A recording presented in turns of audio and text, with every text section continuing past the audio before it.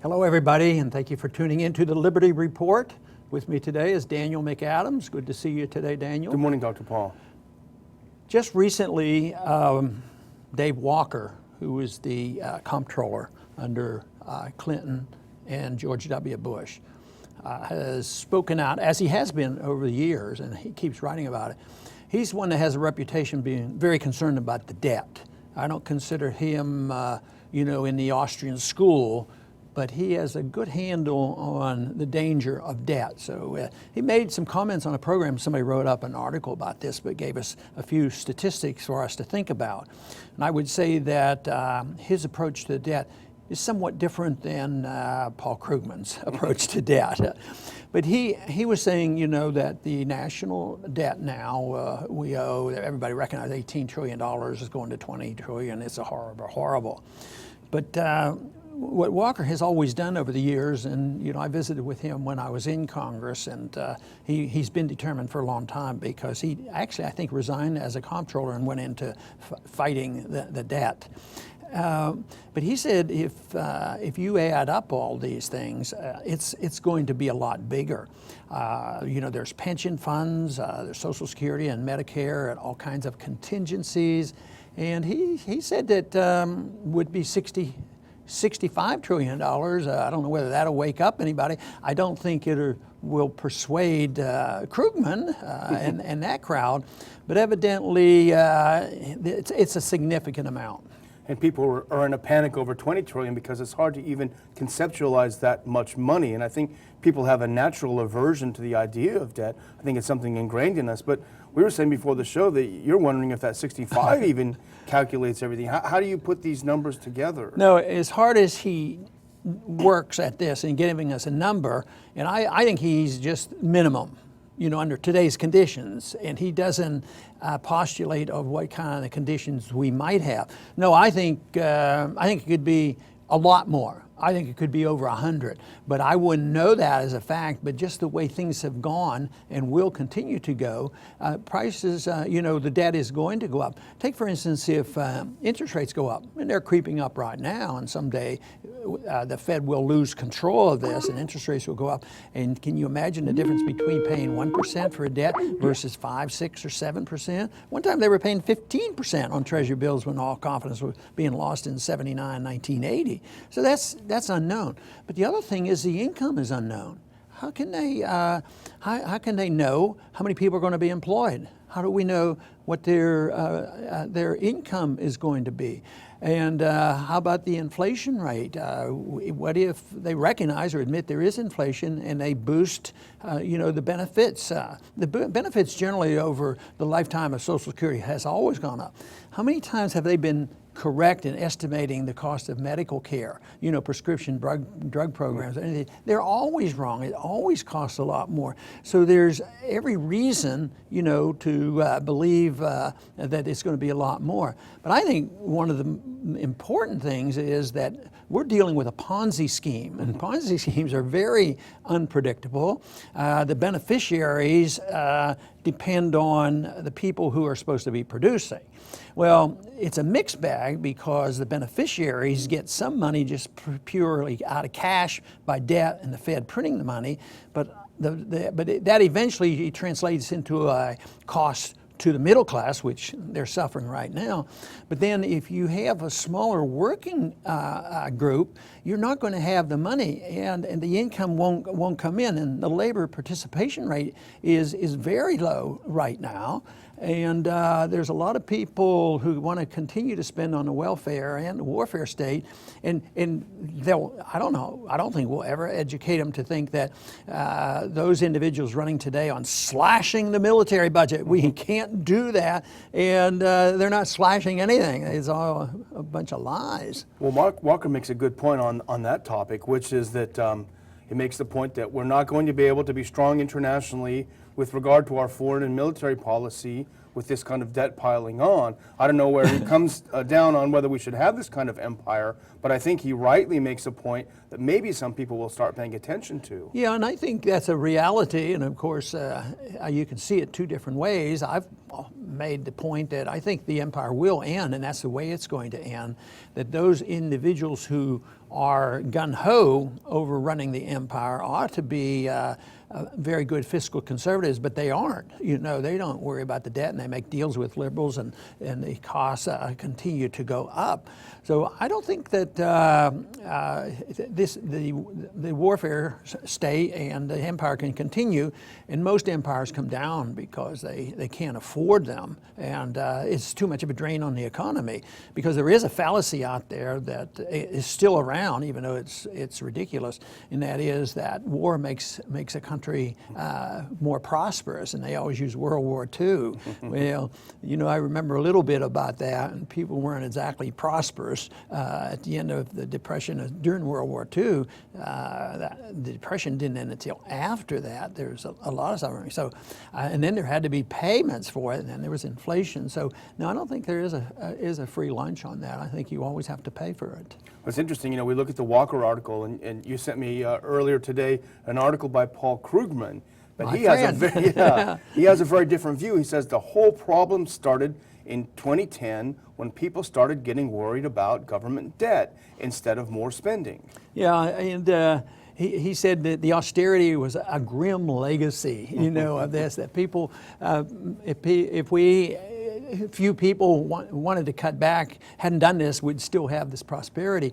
But there was no cutting back. You know, it's just totally endless. It's sort of like some people think, well, we had, like Republicans and Democrats had to get rid of sequestration because it was just too much cuts. And they buy into the Krugman argument. You know, they would never admit it, but they buy into this argument. But there was never any cuts. And even the pretense of cutting the increases was a fallacy too, because they knew how to circumvent the rules. Not only can they circumvent the rules with foreign aid packages and different budgets, but what about the ability of the Fed to facilitate things overseas when we're not even allowed to see their books and find out, well, who's getting this credit? You know, who are they propping up, and what company's benefiting by this, and what central bank is getting assistance, and they play these games. So that is something that we can't accept. We have to point out the fact of what real debt is, and I believe real debt is very serious. One thing that Krugman doesn't do is he talks about the federal debt and why we shouldn't worry about it. But frequently on our program we talk about, well, there's a comparison. If an individual goes into too much debt, there's a limit, there's an end point. They don't earn enough to even pay the interest, let alone the principal, and the bankers close out and somebody has to go bankrupt. But he doesn't talk in those terms, but I think the principle is even though governments that can tax and inflate, they can, meet that bankruptcy in a different way by counterfeiting the money and defaulting on value. But it's still the same principle. Now, if you or I ran up a debt and all of a sudden nobody would loan us money, but we felt like we had to pay the debt off, I mean, working hard and paying the debt off and living beneath our means would be one thing. But governments, never do that. They say, well, the Krugmanites just want to print more money, and that'll deal with it, and that'll stimulate the economy and increase revenues. And you'd think that they would have a little bit of concern. Maybe their policies aren't quite right. It's interesting because just today, Krugman's article talks about everything you said, printing the money. He said job growth is at rates not seen since the 90s. A record number of Americans have health insurance. College aid is there. But he doesn't understand, all of a sudden there's this doom and gloom everywhere. And he doesn't get it, he doesn't understand it. He ends by saying, throwing up his hands, I guess it's just existential despair. But surely, I'm sure you have a better answer than Krugman for this. Well, I think it's part of the correction. It isn't what the current policy didn't create our current conditions. Policies of quite a few decades created this condition, and they especially became magnified and have been manifested since that day when I had an enlightenment about the monetary system back in 1971, where there would be no restraints on printing of money, and no restraints on spending, and no restraints on debt, and that is when we delinked the dollar from gold. And that meant there would be a lot of bubbles, a lot of distortions, and eventually one would have expected, if you understood economics, Austrian economics, that there would be a total weakening of the economy, and that's where we are. What about the productivity? We don't have the productivity out there to pay the bills, and the Ponzi scheme is that way. You know, there's not enough new people to pay the bills for the people on the receiving end. The people on the receiving end has the clout of government. Even though they never really keep up, they always get more stuff, you know, whether it's more medical benefits or all, and now it's free medicine with Obamacare that's not working. So it's there's not enough young people earning enough, so they have to rely. This is why the only thing Krugman can do is print more money and run up more debt and think, oh, maybe the economy will produce again, but he doesn't understand that there has to be a correction. When there's malinvestment, overinvestment, and too many jobs that weren't based on, you know, the proper rate of interest, when you have excesses in the economy, then you have to eliminate that, and that's what the planners don't want. They don't want it, so what they do is they just perpetuate the problems, which keeps things maybe not crashing, which will come later, and they keep getting worse, and the problems get worse. The debt keeps growing. So debt is a very good symbol of what's happening. Even if there's zero rate interest, you still have to pay off the principal. So that is a major problem. Yeah, he seems to just throw up his hands and say it's our fault for having this despair. Right. You know, productivity is a very valuable tool for keeping the economy healthy and paying the bills as an individual, and should be with the country. But it's also important. I have a certain philosophy about productivity and people's mental health. I think people thrive on feeling like they did a good job, no matter what level it is. And that if they do it and think that, yes, it's good to have rewards and everybody should work for enough rewards to take care of themselves, but I don't think that's the key to it. I think it's the satisfaction of earning enough and taking care of oneself and taking care of one's family. And when you do not have this satisfaction, you become very, very unhappy. And this could be in the cases of we read a lot of stories about very wealthy athletes and movie stars that don't seem to handle their wealth very well and become despondent and commit suicide. I'd be willing to bet that people who produced something and made an honest living and didn't feel guilt about it, that they're going to be less likely to be involved. But today, even though Krugman is recognizing this, there's something weird going on, but he doesn't understand the business cycle. And this is going to get a lot worse. The middle class is getting wiped out. He'll always, yeah, that's true, because we're not giving them enough money.